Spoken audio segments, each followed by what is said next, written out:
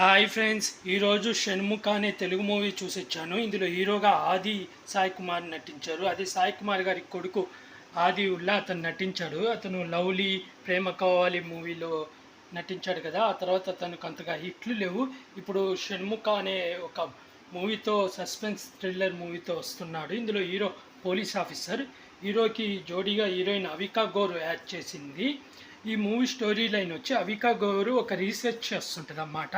అయితే తను రీసెర్చ్లో ప్రకారం సిటీలో అమ్మాయిలందరూ మిస్ అవుతుంటారు. అయితే ఆ మిస్ అయిన అమ్మాయిల బాయ్ ఫ్రెండ్స్ ఆత్మహత్య చేసుకొని చచ్చిపోతుంటారు అన్నమాట. తనకు డౌట్ వచ్చి ఎంత రీసెర్చ్ చేసినా సొల్యూషన్ దొరకదు. అందుకని తన ఎస్ లవర్ అయిన హీరో ఆది కుమార్, అదే ఆది పోలీస్ ఆఫీసర్ అన్నమాట. అందుకని తన హెల్ప్ కోసం వస్తే ఫస్ట్ తన మాటలు విని ఆది హెల్ప్ చేయడు.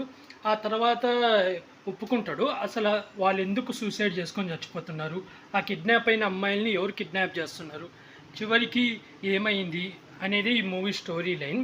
మూవీ ఎలా ఉందంటే పర్లేదు, యావరేజ్గా ఉంది. అంటే మనకు ఎప్పటికైనా ఇలాంటి సస్పెన్స్ మూవీలో విలన్ అనేది రివీల్ చేయకూడదు. వీళ్ళు ట్రైలర్లోనే రివీల్ చేశారు, ప్లస్ సినిమాలో కూడా రివీల్ చేసేసారన్నమాట.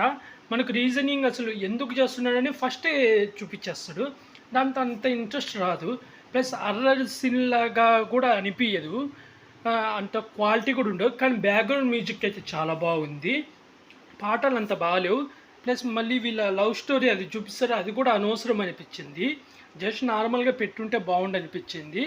ఓవరాల్గా అయితే వన్ టైం వాచబుల్. ప్లస్ ఓటీటీలో చూసుకోవడం నయం. యాక్టింగ్ వైజ్గా అయితే హీరో సాయి కుమార్ కొడుకు ఆది చాలా బాగా యాక్ట్ చేశాడు. హీరోయిన్ ఇంకా తను కూడా బాగా యాక్ట్ చేసింది. విలంగా చేసిన పర్సన్ కూడా చాలా బాగా యాక్ట్ చేశాడు.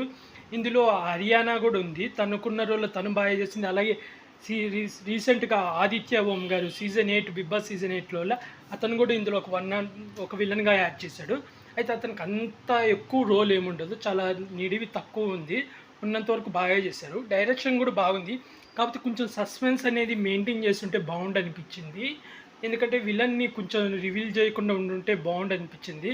ప్లస్ మనకు రొటీన్ అనిపిస్తుంది. కొన్ని సీన్లు అయితే నెక్స్ట్ టైం జరిగిపోతుందో ఈజీగా చెప్పేయగలం మనము.